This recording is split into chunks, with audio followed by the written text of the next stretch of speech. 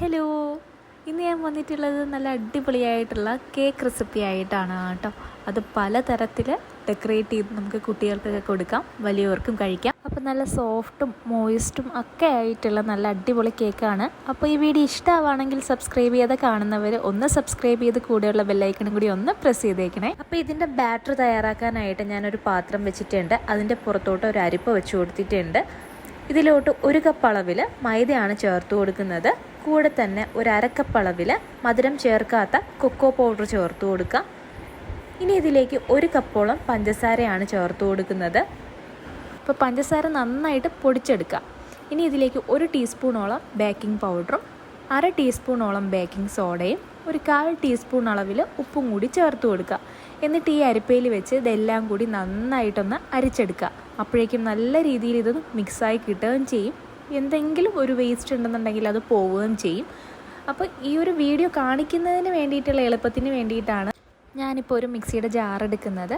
ഇല്ലെന്നുണ്ടെങ്കിൽ നമ്മളിപ്പോൾ അരിച്ച് വെച്ചിരിക്കുന്ന പൊടിയിലേക്ക് തന്നെ ഈ മുട്ടയും എല്ലാ കാര്യങ്ങളും ഡയറക്റ്റായിട്ട് തന്നെ ചേർത്ത് കൊടുക്കാം. അപ്പോൾ ഈ കേക്കിലേക്ക് ഇവിടെ ഇപ്പോൾ ആവശ്യമായിട്ടുള്ളത് 1 മുട്ടയാണ് കേട്ടോ. അതിൻ്റെ കൂടെ 1 ടീസ്പൂൺ വാനില എസൻസും ചേർത്ത് ജസ്റ്റ് ഒന്ന് അടിച്ചെടുക്കുന്നുണ്ട്. ഇനി ഇതിലേക്ക് ഒരു 1/4 കപ്പോളം സൺഫ്ലവർ ഓയിലാണ് ഒഴിച്ചു കൊടുത്തിട്ടുള്ളത്. ഏകദേശം 60 ml ഉണ്ടാവും.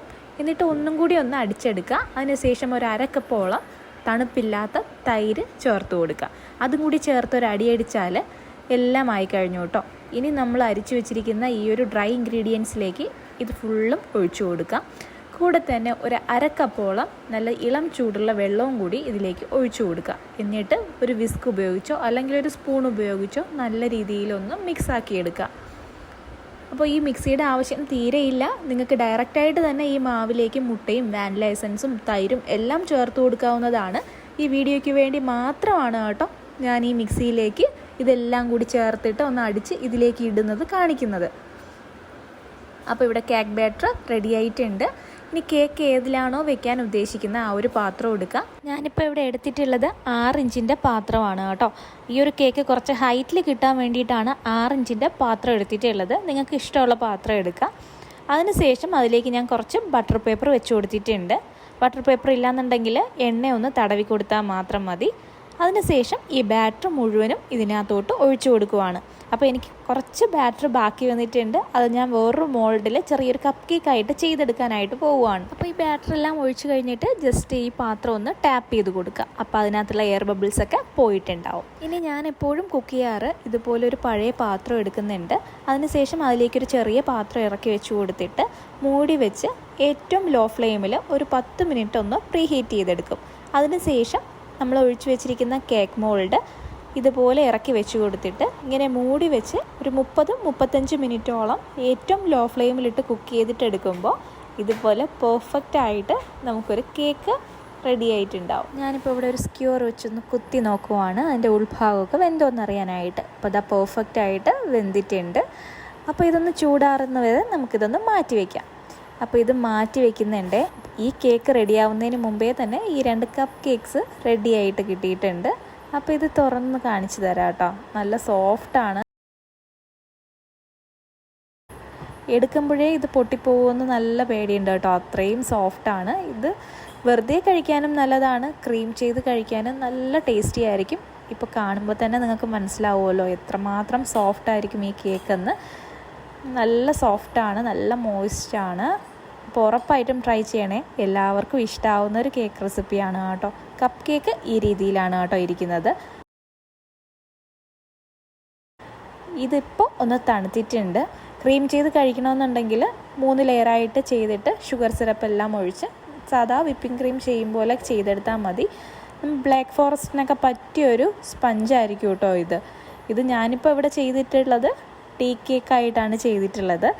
അപ്പോൾ നല്ല ടേസ്റ്റി ആയിട്ടുള്ള കേക്കാണ്. നല്ല ഹൈറ്റൊക്കെ വെച്ചിട്ടുള്ള നല്ല അടിപൊളി കേക്കാണ്. നല്ല പെർഫെക്റ്റ് ആയിട്ട് തന്നെ കിട്ടിയിട്ടുണ്ട് കേട്ടോ. ഉറപ്പായിട്ടും ഇതുപോലെ ട്രൈ ചെയ്ത് നോക്കണേ.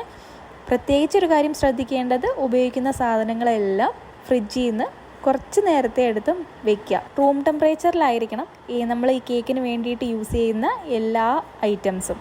അങ്ങനെയാണെന്നുണ്ടെങ്കിൽ എല്ലാം പെർഫെക്റ്റ് ആണെന്നുണ്ടെങ്കിൽ നമ്മുടെ കേക്കും പെർഫെക്റ്റ് ആയിട്ട് തന്നെ കിട്ടും. അപ്പോൾ ഉറപ്പായിട്ടും ട്രൈ ചെയ്യണേ. ഈ കേക്ക് ഒന്ന് കട്ട് ചെയ്യുമ്പോൾ നല്ല സോഫ്റ്റായിട്ട് ഇറങ്ങി പോകുന്നുണ്ട്, നല്ല അടിപൊളിയായിട്ട് കിട്ടിയിട്ടുണ്ട്.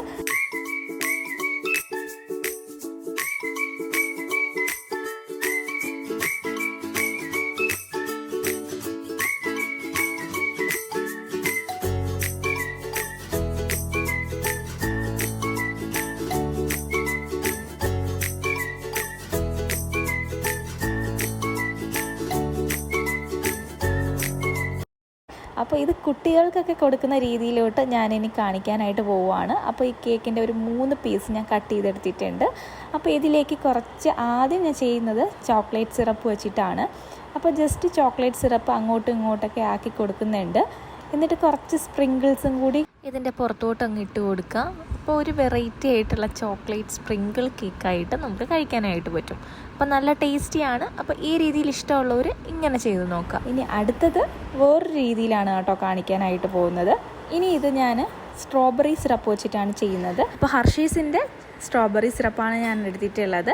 അപ്പോൾ അത് ഇതുപോലെ ഒഴിച്ച് കൊടുക്കുന്നുണ്ട്. അതിന് ശേഷം ഇതിൻ്റെ പുറത്തോട്ടും കുറച്ച് സ്പ്രിങ്കിൾസ് വിതറുന്നുണ്ട്. അപ്പോൾ ഈ ഒരു ചോക്ലേറ്റും ഈ ഒരു സ്ട്രോബെറിയും അതും നല്ല കോമ്പിനേഷനാണ് കേട്ടോ. അപ്പോൾ അത് ചെയ്തിട്ടില്ലാത്തവർ ട്രൈ ചെയ്ത് നോക്കണേ. അടുത്തത് മിൽക്ക് മെയ്ഡ് വെച്ചിട്ടാണ് കേട്ടോ ചെയ്യാനായിട്ട് പോകുന്നത്. അപ്പം മിൽക്ക് മെയ്ഡും ഇതുപോലെ അങ്ങോട്ടും ഇങ്ങോട്ടൊക്കെ ഒന്ന് ഒഴിച്ച് കൊടുക്കുക. അതിനുശേഷം സ്പ്രിങ്കിൾസ് ഉണ്ടെന്നുണ്ടെങ്കിൽ അത് ചേർത്ത് കൊടുക്കുക. ഇല്ലെന്നുണ്ടെങ്കിലും കഴിക്കാൻ നല്ല ടേസ്റ്റിയാണ് കേട്ടോ. അപ്പോൾ ഇത് ഉറപ്പായിട്ടും ഇതെല്ലാം ഒന്ന് ട്രൈ ചെയ്ത് നോക്കാം. ചുമ്മാ കഴിക്കാനാണെന്നുണ്ടെങ്കിൽ ഞാൻ ആദ്യം ഉണ്ടാക്കിയ ആ ഒരു പീസ് കേക്കായിട്ട് തന്നെ കഴിക്കാം. ഇതുപോലെ കുട്ടികൾക്ക് ഉണ്ടാക്കി കൊടുക്കുക. അപ്പോൾ എല്ലാത്തിനും പറ്റിയ നല്ല അടിപൊളി കേക്കാണ്. ഉറപ്പായിട്ടും ട്രൈ ചെയ്യുക. ഈ വീഡിയോ ഇഷ്ടമാണെന്നുണ്ടെങ്കിൽ, യൂസ്ഫുൾ ആവുകയെന്നുണ്ടെങ്കിൽ ഉറപ്പായിട്ടും ലൈക്ക് ചെയ്യാനും ഷെയർ ചെയ്യാനും, സബ്സ്ക്രൈബ് ചെയ്യാതെ കാണുന്നവർ ഒന്ന് സബ്സ്ക്രൈബ് ചെയ്ത് കൂടെയുള്ള ബെല്ലൈക്കണും കൂടി ഒന്ന് പ്രസ് ചെയ്ത് സപ്പോർട്ട് ചെയ്യാനും മറന്നു പോകരുതേ.